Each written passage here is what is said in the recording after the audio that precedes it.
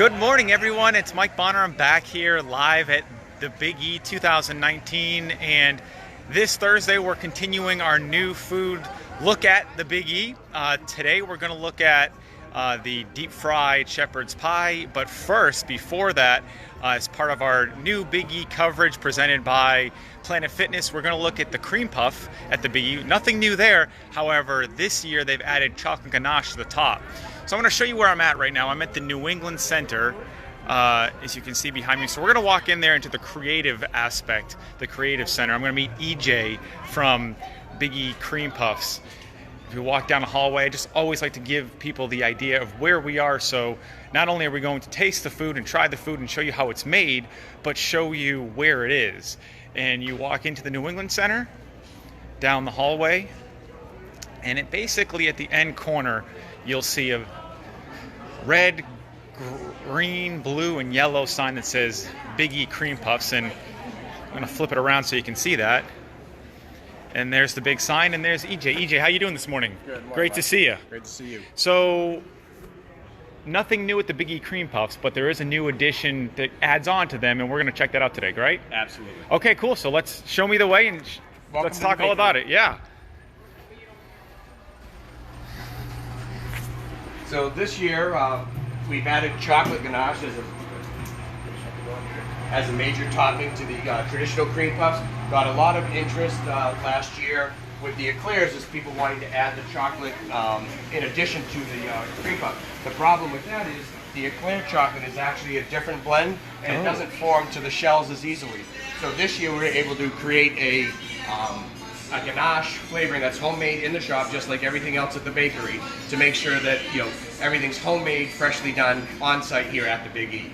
So this year we just put a major addition on inside the bakery. We added a brand new Belshaw oven, rotating rack, conventional oven. So we're able to have the output of tens of thousands a day. So there's no issue of capacity. It's just a matter of baking and serving out the door as fresh as we can. How many do you make on average a day? On average a day, we'll go anywhere from 8,000 to 14,000, depending on the day. And that's just cream puff shells. That's not counting the eclairs. Oh my God! Wow. So it can be insane. We'll do anywhere from 5,000 to 8,000 eclairs over that same day standpoint. Now I know there's a spot here you can get them, but also in the food court. Are there any other areas? Yeah. So this year we also added a location over at Gate 9A. So we got a big 20-foot front there with multiple serving stations and a display case, which is great from a to-go standpoint because everyone's getting ready to go out to their cars. They can get our custom-made to-go boxes and take them out and take them home to enjoy. So that's the end product. Where does it all begin? It literally begins in this room. What we have, all of the equipment, it's literally an assembly line process, right from the steam kettle and the mixer, where we make the batches of batter for the cream puffs and the eclairs. When it assembles down, we can actually see this is the depositor. Everything's automated in that sense. So just line it up, press the button, and it perfectly forms the cream puff shells every time. So from here, they'll get racked into these special racks that are designed for the oven. Slide right in and go to town. And when does the process start each morning? Every morning at 7 o'clock. There's roughly about 6 to 8 people. By 10 o'clock, we have over 30 people operating between the 3 locations. So they go in the oven. This is how they come out of the oven? Yeah, they come right out of the oven. They come here to cool. So they'll stage right here. From there, we'll bring them across to our cutter. So we just got this machine this year. This machine can keep up with any demand. If we were doing 20,000 shells in a day, but literally they just slide right through, custom cut it, and comes out in uniform shape. And from there they get loaded onto racks, as you can see, and they get prepared for cream. So what we do is when we put them, after we cut them, we leave the double space because once we fill them up with cream, you can't use a single shelf anymore. Okay. So that's how big they become. So as you can see, these were all freshly baked this morning and cut and prepared because we're literally in production now for the entire day. So you can see some of the finished product that's over here along this rack, but also all the assembly line process at the same time. So we're in the constant process of whipping creams. So all day long, there's fresh batches just constantly being made and scooped. So and we don't stop till about 9:30 at night by the time it starts to slow down and our production is covered. But with the demand of the other 2 locations, there'll be as many as 6 people out back here scooping cream simultaneously. How much cream do you go through a day? Oh my lord, it's hard to say. I'd probably say we go through about 100 cases of heavy cream a day, and that's all. It's all 12-quart cases, so we go through quite a bit. And that's an average day, let alone weekends and right. bigger days. So once we've made this assembly, and and the tray has been filled, we then go to load it up so it stays refrigerated and fresh. Okay. So this is somewhat storage. This is also product. So you can see there's multiple racks in here. These are all freshly stuffed this morning. So they'll stay in here to be refrigerated. That way they're distributed out at the coolest of temperatures. The key to the refrigeration is they can last out for a few hours because they have a thick density to them. But in order for people to be able to enjoy them and take them home, we want to make sure that they're cold so that when they get served, it's good for them to take with them. They don't have to worry about it breaking down or getting sloppy or anything like that. The other thing that we have is obviously we have the eclair machine going. Sure. So it's constantly filling up with chocolate. So she just filled the bladder right now, so we're getting ready. But all of our eclairs get iced in this area. We have 2 locations right here, and then we have another location out front. So, and we use the one out front because we want the public, same thing with the scooping, we want the public to be able to see part of the process. It's not, hidden behind a wall for any reason, it's just for space and limitations. But we're dipping chocolate ganache out front so that people can see it. We do eclairs here. Sometimes we'll bring out cream and stuffed shells right on site.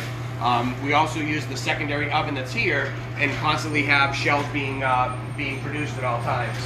So this oven's getting all set up and ready. As you saw, they were using the depositor to get set up. So we really want the public to really enjoy the visual because that's part of part of the experience of the Cream Puff Bakery is that they get to see the process. So it's a very exciting thing. As you can see, we're stacked and ready to go for the day with all the boxes. We have special 6-packs. These boxes retail for $25. It holds 6. You can mix and match any which way you want from eclairs and cream puffs. And then we also have a 3-pack box. And same thing, the 3-pack retails for $13, and you can mix and match anything you want there as well. So it's just a matter at this point of coming on down, watching the production, and enjoying the product. You mentioned the chocolate on the ganache is different than the eclair. Yes. How long did it kind of take to develop the perfect chocolate to add on top? Well, fortunately, it took about a couple weeks' time. The real niche to that is my father-in-law is a chocolatier, had a homemade candy store, ice cream and taffy. So he had all the experience of doing chocolate for about 60 years. So we had that as the backdrop. So we went right to his suppliers, so we knew we had the high-end quality products, and to put it all together. So we had that as a great base. And we can come right over here. So what we do is we'll make them in about 5-gallon batches. They have to set for about an hour or 2. So we'll put them in the tubs to set, and then once ready, they'll go into our warmers. They'll get melted down, and then you can see the beautiful end product. So as we're open up all day long, people will be able to watch this process of all these shells being dipped and glazed. Once they've all been dipped, they'll go into the fridge. Takes about 10 minutes and the chocolate will set and harden, so it becomes a nice crisp shell. When you have an idea like this, how long does it take in advance of the Big E to A, decide you're going to do it, and then B, execute it? So we talked to the Big E about 1.5 years ago about adding the ganache, and a lot of it was everything's done in stages, and we still have more surprises to come, definitely going into next year and beyond. And I don't want to let the cat out of the bag yet because we really want to keep it fun and exciting, but I think will really be a great wow factor for everybody. But we have this in stages, and with a few other special tricks up our sleeves coming forward. It's definitely going to keep the Big E Bakery fun and exciting for years to come. So we'll have to be back next year. Before we get there, let's focus on this year. Should we dive into one of the chocolate ganache and see how it tastes? Absolutely. Let me get a spatula over here.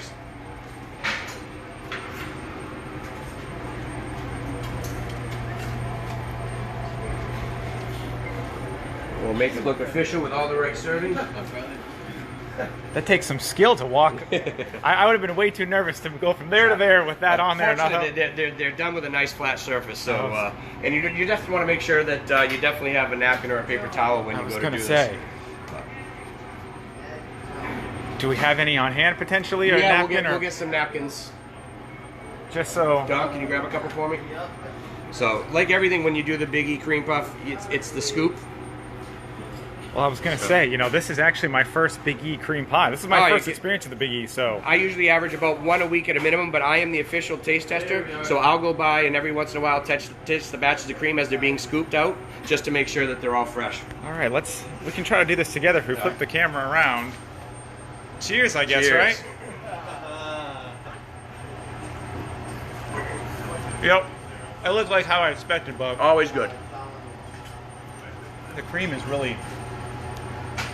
It's not too sweet, but it adds a sweetness to it that it's not overwhelming. Correct. And that chocolate just gives it enough flavor. It's not powering, but it's just enough to really give it that kick. And you know, it's become a fan favorite because that's what the public demanded. We had a lot of requests for it, you know, last year, and that's how we came up with making the ganache. It was because of the public feedback. The chocolate really, it's rich, and it adds a different level of flavor to it, which is really, it's really good.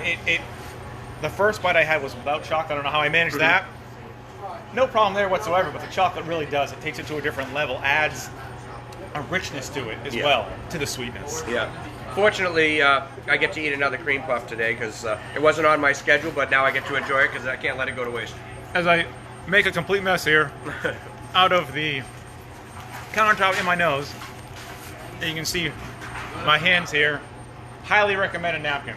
Yes. Yeah, we have dispensers all around the outside of the bakery so that you make sure that you have as many as you need. You can see the pro here, his face compared to mine on my nose and now around my lips.